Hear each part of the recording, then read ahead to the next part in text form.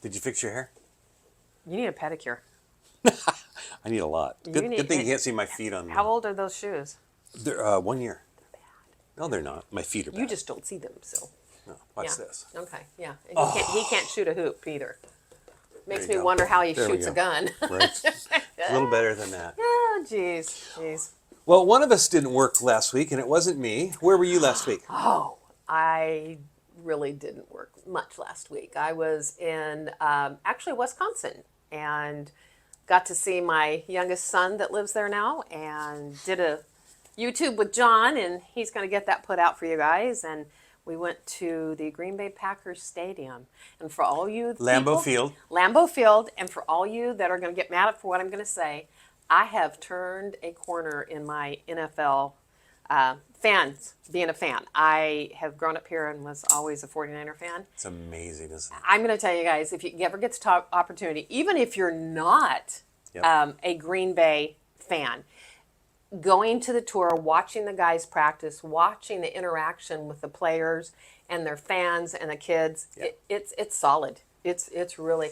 So I bought Green Bay Packer hat and shorts, and I'm going to start wearing those. Well, maybe you should wear your Packer hat next week. I think I might.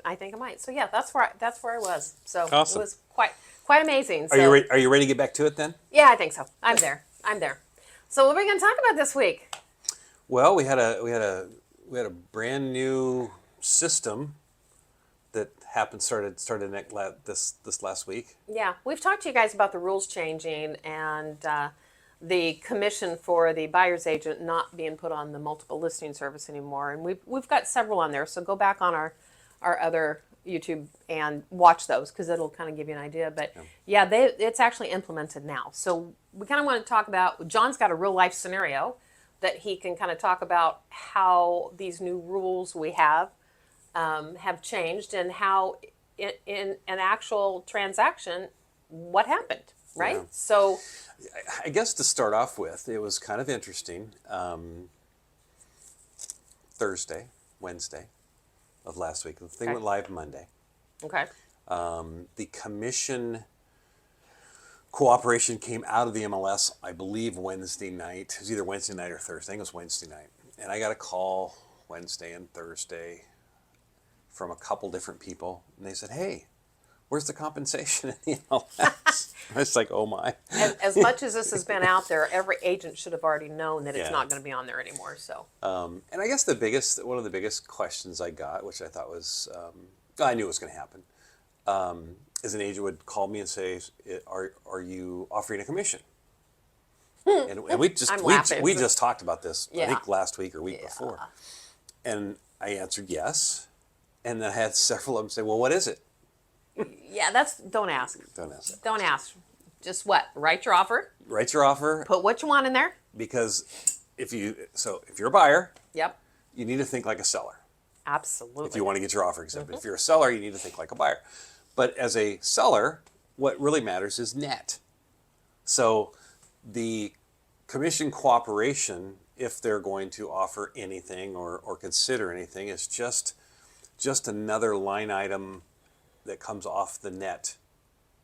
And the net is basically the bottom line of what that seller's going to put so in you're their going to sell it for this. So, here's all the fees. You're going to make this. Yeah. And that's the number that counts for the seller. Right. Buyers, that's not exactly true because you'll want to try and get to the seller's net maybe in a different way that makes more sense for you.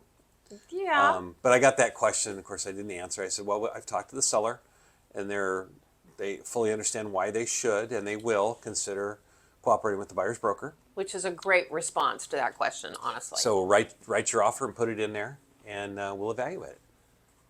Right. So with that being said, tell us how many offers you got in that house. We got 14 offers.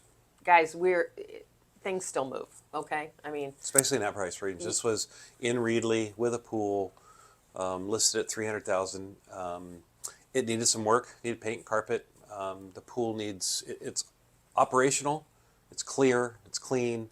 It will need to be resurfaced at some point. It needs upgrading. The house, I saw the pictures. I didn't get to see the house, but it's so with that being said, so it's just an okay house, right? Yeah. So with that being said, you got 14 offers. However, yes, But in the one, How is one, this a way? It's It's either yes or no, right? Or- one street over, Yeah. same exact model, just sold for 400,000. What does that have to do with my question about $14? Well, so I'm giving him a bad time. I'm giving a little center of why we had so much traffic. So with some work in this house, there's plenty of value Yeah. in the house. So Yeah. anyway, yes. So yes, you could do some work and walk in with And still some equity. equity. Yeah.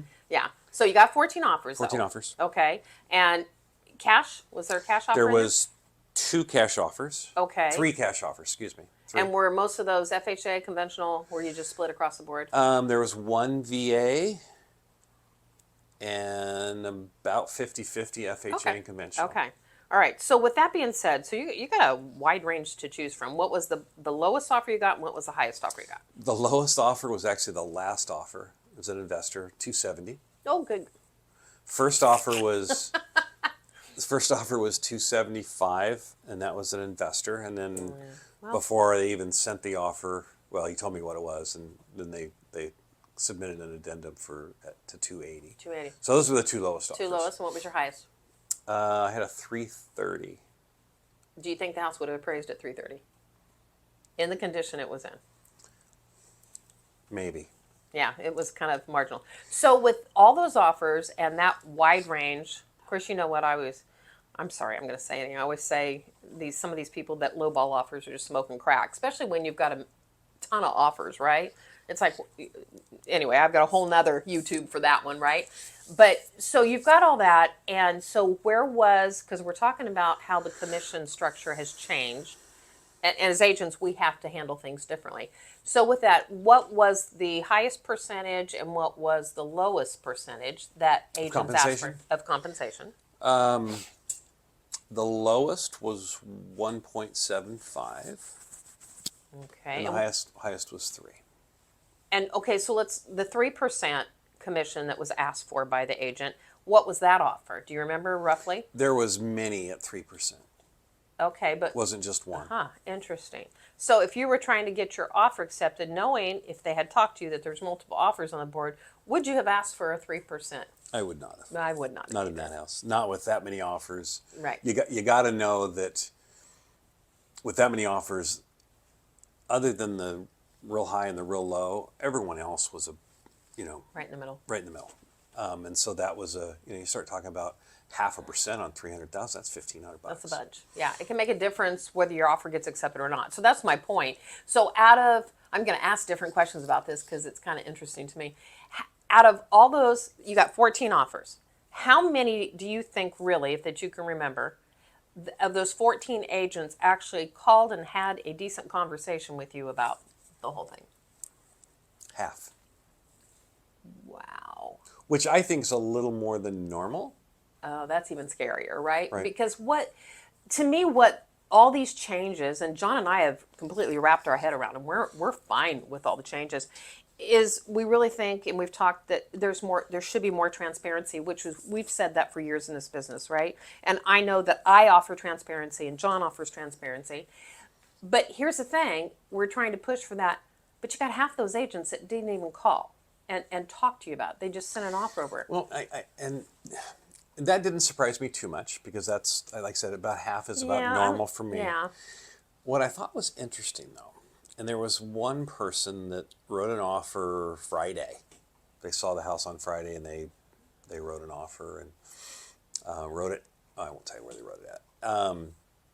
Why not? But I want to know. he called, Okay.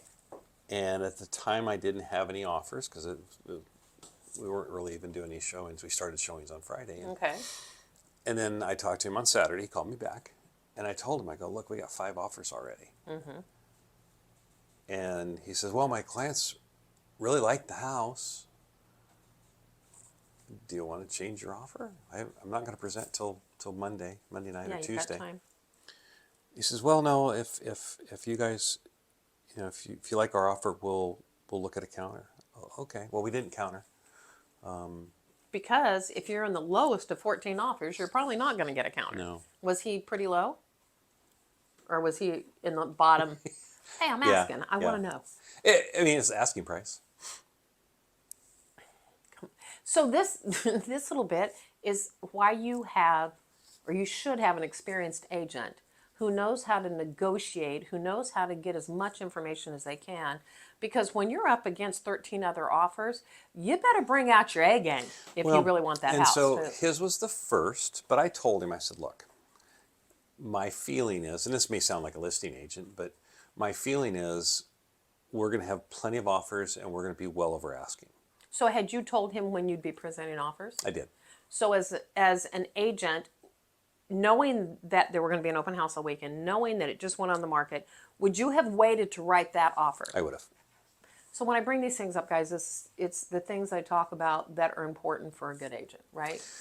And I guess, depending on, I'll answer it this way. If my client is somewhat limited, which just about everybody who offered that house had some limitations. The cash people didn't. Obviously, they had more value limitations than anything else. But you're not going to be able to write an offer good enough to get me to take that thing off the market before the weekend.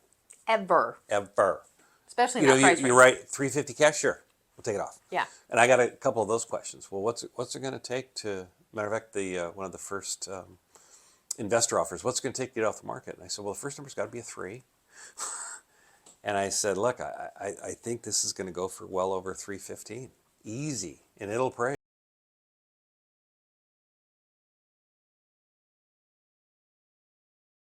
So my other question is, so now when we have a buyer, we talked about this before, when we have a buyer, in order to show the buyer the home, we have to have a buyer broker's Correct. a representative agreement, which we've had those for years, but now it's mandated that we use those, okay? And I think they're great, and I won't go into great detail on those, but basically you've got a contract with that buyer. And Just like a listing. yeah, we have contracts with listings, so now we have contracts with buyers. So how many, and my question was, are we mandated to have to email that to you as a listing agent to let you know that we have a buyer rep agreement with this buyer? Not at point of offer. Okay, there's another form that you fill out. And the way the contract reads that you have to supply it if I request it. Okay. But what I thought was very interesting, everybody sent their whole buyer broker agreement to me with the contract. And what does that tell you? The term, how long, the percentage, if it's a single home, if it's a range of homes, if it's a city, the price range, everything. So, but what does that, I know what, I should have been more clear. What does that tell you about the buyer that sent the offer over? If they're automatically throwing up their buyer, because I'll be honest, I wouldn't send it over. I would, yeah. There's, okay. In that same document, it's either page 4 or page 5, is the recap of what's important is that they're going to ask for a certain percentage from the seller. They have to show that they have a written contract supporting that. Yeah, and that's all that and is. that's on, I think it's page 4. I can't remember. That's all you need to send. And I would have gone ahead now, seeing what's come in. Mm-hmm. I would go ahead and send that with the offer, because there's another form you have to put in for the seller to pay that. Right. But that supports what you're asking. What you're asking for. But I wouldn't have sent the whole contract. Yeah. No. But everybody, every single one of them. So 14 agents all sent that over when they didn't have to. Correct. So what does it tell you about, I'm just going to say it, the agents right now in our industry with these rule changes? I don't think they were as prepared as they should have been. Because if you actually, and we talked about this morning, if you actually go through and sit down and say, okay, I'm going to meet with a brand new client and we're going to get this thing signed. Mm-hmm. And I'm going to explain it to them and let's see how we're going to use it, right? Then it identifies all the other things that you need to do with it. In that is, in the contract, what needs to go, when can it go, what has to go. But I don't think anyone really took all of that in and said, oh, if I send all this, they have all this information. Not that I was going to use it, but I don't know. I still wouldn't have sent it. But I don't think they thought through the whole process. It was just like, we have to have this signed. It's a new rule. And it's a new rule, and I'm asking for compensation, so I'm going to send this. And I was shocked at that, absolutely shocked. Because I felt like before I got any offers, I was going to have to go through these offers with the seller, mm-hmm. and say, okay, we like this, and this one. We're going to send a counter if that's what we decided to do. And in the counter was going to be, please provide your buyer broker compensation part of that contract, page 4, whatever it And is. see, to me, I never, as a buyer's agent, I never offer up everything. No. You know, I mean, that's just that's part of learning to negotiate well. And there's just not everything that you tell the other person. I mean, that's not a bad thing, but it goes to show me that, and I can go back to this because he and I have talked about this since what, March, 1st of March, that we have made sure that we understand what we're sitting down with our clients, and it's not just sign this because of the commission. I want to go over this buyer broker agreement to tell you all the things that I'm going to do to make sure you're taken care of throughout this process. And I said I had a client, brand new client, that wrote an offer on this, and so I got to do the buyer broker agreement with him, or them, I should say. But this house, I was a listing agent, and so I knew that this was going to be a very competitive home. Right. And so we wrote our buyer broker agreement, and then I immediately modified it for this house and changed the percentage to give him a better shot at getting it. Which you can do. Nothing's ever set in stone. No. You just make a new one up, right? Well, we didn't make a new. We just did a modification. modification, but it was only for that home. And I told him when I went through it, I said, we're going to look at every home, independent of the other homes. Yes, absolutely. And Because we're everyone's going to do different. what we think is best for you, Yeah. and I'll still get paid like a professional. So did you think? So we're going to wrap this up. But did you think it went smoothly, more or less? I was shocked at how smooth it did Okay. go. So, and that's kind of my point. It's like everybody has just been talking like crazy about all these rules and everything. And I went to a class where everybody in that class, and there was probably 50 people in there, other than maybe 3 of us, were, wow, this just changes everything. This is this. And they were all stressing out over it. And I'm like, here's how I feel about rule changing. I may not agree with some of the things that have transpired, okay? I don't agree with the lawsuit that was settled, okay? I don't. I know that I've never done that, or I've never set a certain commission. So even though I don't agree with it, the rule's going to change.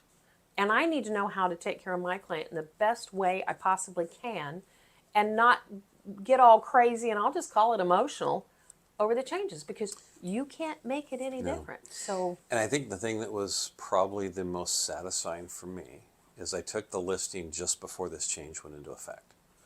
So I sat down with my seller. We negotiated my commission on the sale of their house.